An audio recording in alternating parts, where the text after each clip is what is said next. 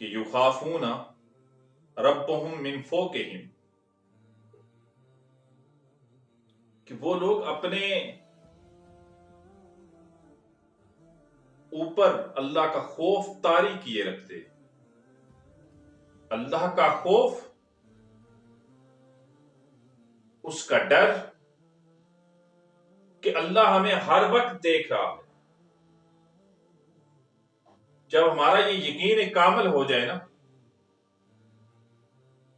تو پھر ہمارے معاشرے سے یہ رشوت ختم ہو جائے گی۔ مجھے بنی اسرائیل کا ایک عابد شخص کا واقعہ یاد آ گیا۔ اللہ اپنے بندوں کو ہی آزمایا کرتا کہ جو اس کے ہیں انہیں وہ دال ساگ پہ گزارا کروا دیتا ہے،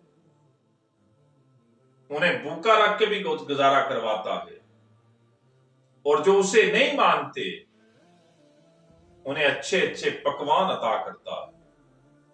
پھر وہی اس سے کبھی خوف کھائیے تو صحیح، پھر دیکھیے وہ کیسے راضی ہوتا ہے۔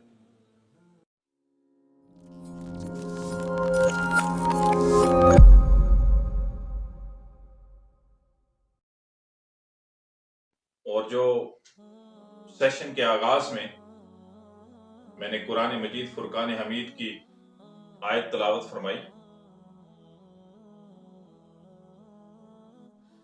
کہ یخافون ربهم من فوقہم، کہ وہ لوگ اپنے اوپر اللہ کا خوف طاری کیے رکھتے۔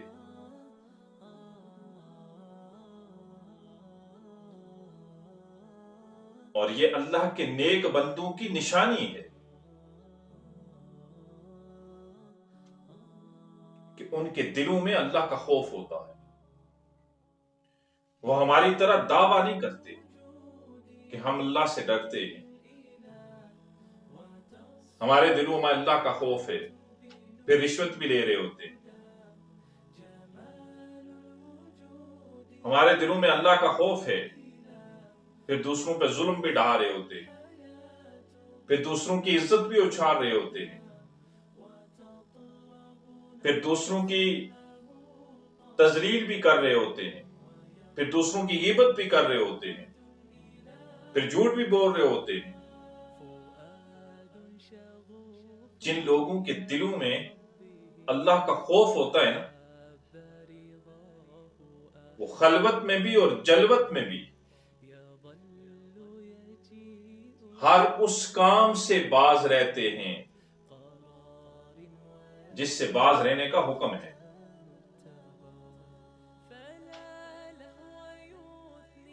ان کی تنہائیاں بھی پاکیزہ ہوتی ہیں، ان کی محفلیں بھی پاکیزہ ہوتی ہیں،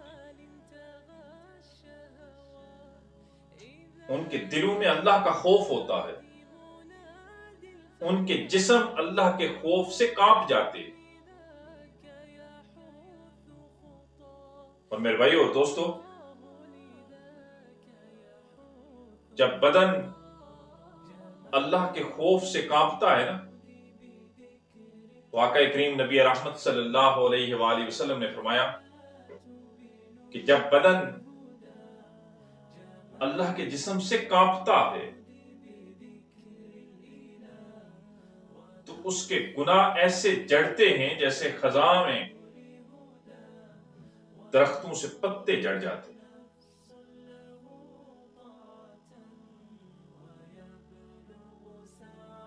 روایت میں آتا ہے نا کہ اللہ تعالیٰ نے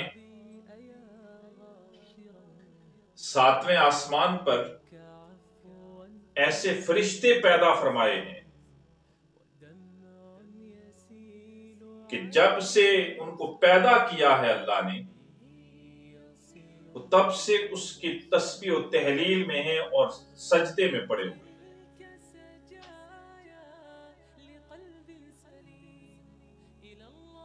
اور ان کے جسم کانپتے ہیں، سجدے کی حالت میں ہیں، اور جب حشر بپا ہوگا، قیامت کے دن وہ اپنا سر سجدے سے اٹھائیں گے اور کہیں گے یا اللہ ہم تیری اس طرح عبادت نہ کر سکے جس طرح حق ہے، یا اللہ ہمیں معاف کر۔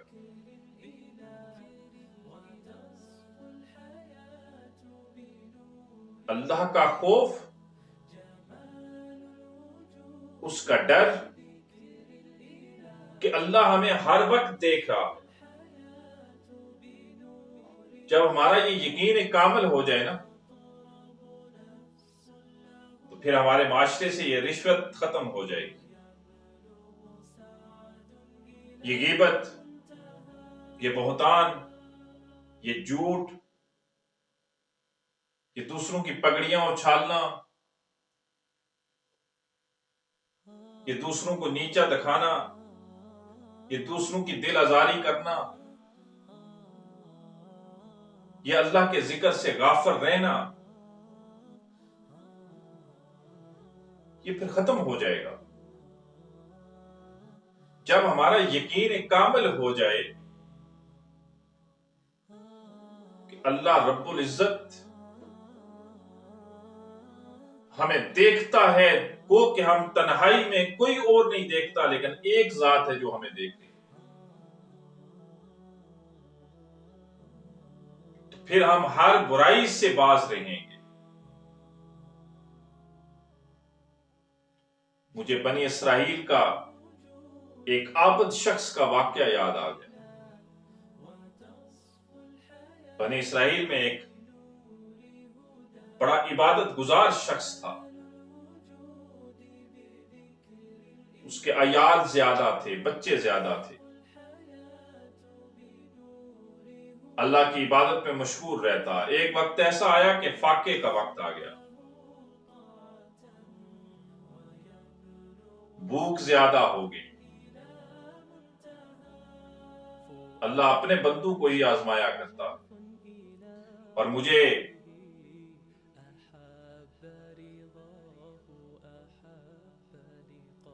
عبد الندیم مجید شاہ صاحب کی ایک بات یاد آ گئی۔ اللہ حضرت کی قبر کو روشن کرے، منور کرے، حد نگاہ تک کشادہ کر دے، اللہ ان کے درجات بلند کر دے۔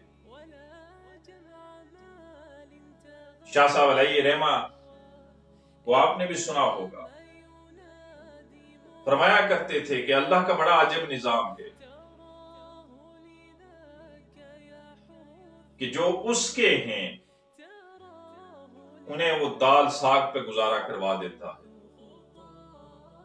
انہیں بھوکا رکھ کے بھی گزارا کرواتا ہے، اور جو اسے نہیں مانتے انہیں اچھے اچھے پکوان عطا کرتا ہے۔ تو بنی اسرائیل میں یہ شخص بڑا عبادت گزار تھا۔ فاقوں کی نوبت آ گئی، بچے بھوک سے تڑپنے لگے، بلکنے لگے۔ تو ایک دن اپنی بیوی سے کہتا ہے کہ جائیں کسی سے کچھ مانگ کے لے آئیں تاکہ بچوں کی بھوک کو مٹا سکے۔ وہ نیک خاتون جاتی ہے، ایک تاجر کے گھر دروازے پر دستک دیتی ہے، تاجر باہر آتا ہے، تاجر کو اپنی ساری روادات سناتی ہے کہ فاقہ آ گیا ہے، بچے بھوک سے تڑپ رہے ہیں، ان کی بھوک برداشت نہیں ہو رہی، دیکھی نہیں جا رہی، کچھ دے دیں تاکہ میں بچوں کا پیٹ بھر سکوں۔ وہ تاجر کہتے میں تجھے عطا کر دیتا ہوں، میں تجھے دے دیتا ہوں، تیرے بچوں کی بھوک ختم ہو جائے گی، لیکن تو اپنے آپ کو میرے حوالے کر دے۔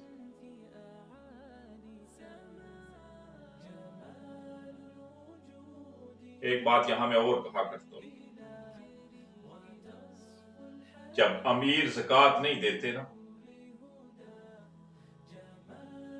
تو پھر غریبوں کے بچے بھوک سے بلکتے، پھر غریب مجبور ہوتا ہے ان کا گلا کاٹنے پہ اور اپنا گلا کاٹنے پہ۔ جب اس تاجر نے یہ بات کی تو وہ نیک خاتون واپس آ گئی، جب گھر پہنچتی ہے، بچے انتظار کر رہے ہیں کہ ماں کچھ لے کے آئے گی۔ جب ماں خالی ہاتھ آتی ہے تو بچے تڑپتے ہیں، امی جی کچھ دیجئے، بھوک سے برا حال ہے، بھوک اب برداشت سے باہر ہے۔ ماں تھی نا، ماں تو بچے کے پاؤں میں کانٹا چبھ جائے تو تڑپ جاتی ہے۔ بھوک بچوں کی برداشت نہ ہوئی، واپس گئی اس کے پاس۔ وہ تاجر کہتا ہے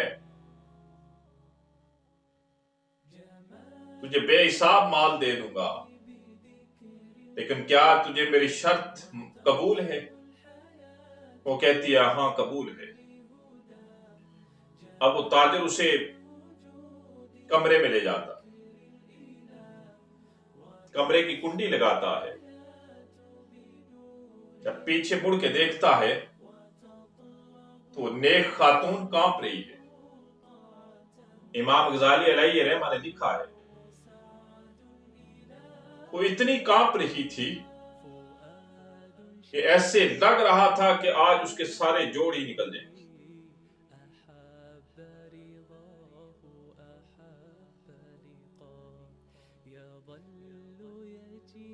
تاجر پوچھتا ہے تو اتنی کانپتی کیوں ہے؟ وہ نیک خاتون کہنے لگی مجھے اللہ سے ڈر لگتا۔ وہ تاجر کہتے ہیں دیکھ ہم اکیلے ہیں، اس کمرے میں اور کوئی نہیں ہے۔ وہ خاتون کہتی ہے باقی تو کوئی نہیں ہے انسان، لیکن ایک ذات تو ہے جو دیکھ رہی ہے، مجھے اس اللہ سے ڈر لگتا ہے۔ اس ڈر اس خوف کی وجہ سے میرا جسم کپ کپا رہا ہے۔ تاجر نے جب اس نیک خاتون کی یہ کیفیت دیکھی نا تو سجدے میں گر پڑا، کہنے لگا یا اللہ تو نے مجھے اتنی نعمتیں دی، تو نے مجھ پہ اتنا فضل کیا ہوا، سب سے زیادہ حق میرا ہے کہ میں تیرا شکر ادا کروں اور تجھ سے زیادہ خوف کھاؤں، تجھ سے ڈرتا رہوں۔ تو نے مجھے سب نعمتوں سے نوازا لیکن میں بے روی کا شکار ہوں۔ یا اللہ مجھے معاف کر دے، آئندہ کبھی کوئی خطا نہیں کروں گا، کبھی کوئی غلطی نہیں کروں گا۔ اور اس نے ایک خاتون سے کہنے لگا کہ تو میری بہن ہے، جتنا تجھے مال چاہیے، جتنا تجھے غلہ چاہیے، جتنا تجھے اناج چاہیے تو لے جا، اور یہ کچھ اشرفیاں بھی لے جا۔ نیک خاتون واپس آتی ہے، اللہ حضرت موسیٰ علیہ السلام کو وحی بھیجتے کہ اے موسیٰ فلاں جگہ میرا ایک نیک بندہ ہے، میرا ایک دوست ہے، اس شخص سے جا کے یہ خوشخبری دے دے کہ اللہ نے تجھے معاف کر دیا۔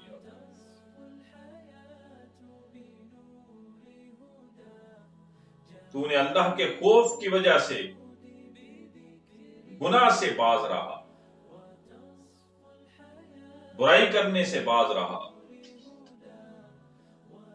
اللہ کو یہ عمل تیرا اتنا پسند آیا ہے کہ اللہ نے تجھے معاف کر دیا۔ موسیٰ علیہ السلام اس شخص کے پاس آتے ہیں، خوشخبری سناتے ہیں اور پوچھتے ہیں تیرا معاملہ کیا تھا؟ اس شخص نے اپنی ساری روادات حضرت موسیٰ علیہ السلام کو سنا دی۔ پھر وہی اس سے کبھی خوف کھائیے تو صحیح، پھر دیکھیے وہ کیسے راضی ہوتا ہے۔ اور اللہ کے نیک بندوں کی ایک نشانی یہ بھی ہے کہ وہ اپنے دلوں میں اللہ کا خوف رکھتے۔ اللہ کا خوف اپنے اوپر تارے کیے رکھتے ہیں. اور حضرت عمر فاروق رضی اللہ تعالیٰ عنہ فرمایا کرتے تھے نا، اللہ اکبر، سنیے ذرا کہ عمر جیسا شخص کیا کہہ رہا ہے، عمر جیسی ہستی کہ جنہیں شیطان بھی دیکھ کر رستہ بدل لیتا.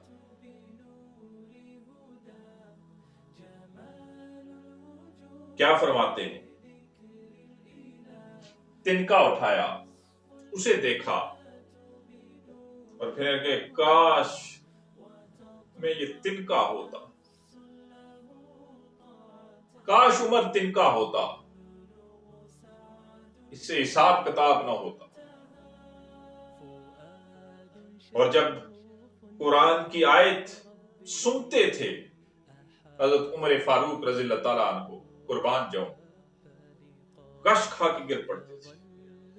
کسی نے پوچھا عمر قرآن سنتے ہی کش کھا جاتے ہو، گر پڑتے ہو، وجہ کیا ہے؟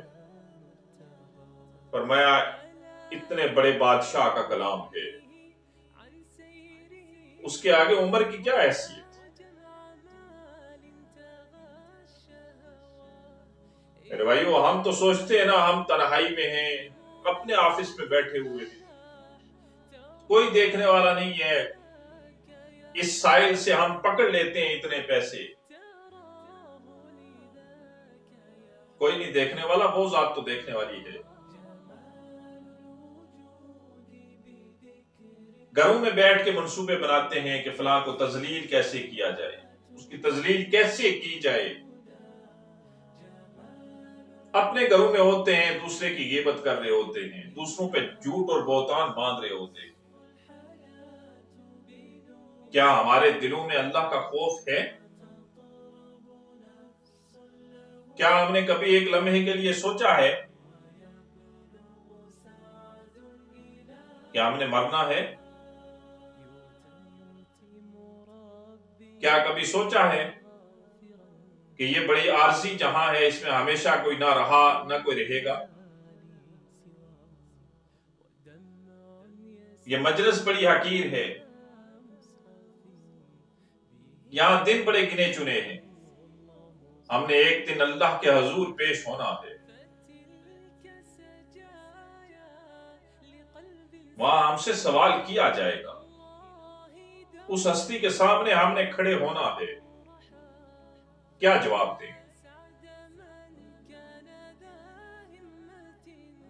یہاں ہمیشہ تو ہم نے رہنا نہیں،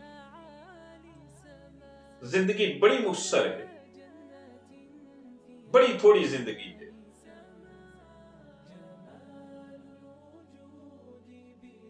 کبھی اپنا محاسبہ کیجئے، کتنی نیکیاں کی. کبھی اپنے ضمیر سے پوچھئے،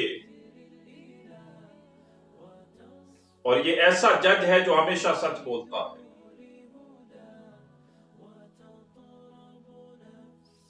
کبھی اس کی آواز کو سنیے گا، اس ضمیر کی آواز کو سنیے گا. میرے بھائیو، اپنے اللہ سے تعلق بنا لو،